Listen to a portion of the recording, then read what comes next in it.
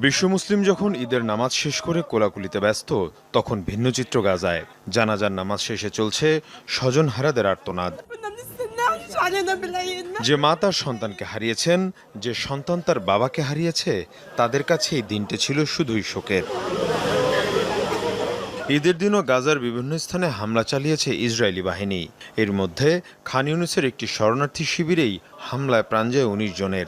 এ হামলায় কেউ হারিয়েছেন ভাই বোন, কেউ সন্তান, আবার কেউ বাবা মা। হতাহতদের মধ্যে একই পরিবারের একাধিক সদস্য রয়েছে। আমরা অপেক্ষায় ছিলাম ঈদের নামাজে তাকবীর শোনার জন্য, কিন্তু শুনলাম বিস্ফোরণের আওয়াজ। গভীর রাতে আমাদের ওপর বোমা হামলা করা হয়। অন্যদিকে অনেকেই ছুটছেন কবরস্থানে। দুদিন আগেও যে মানুষটা বেঁচে ছিল, আজ সে নেই ইসরায়েলি বর্বরতার কারণে।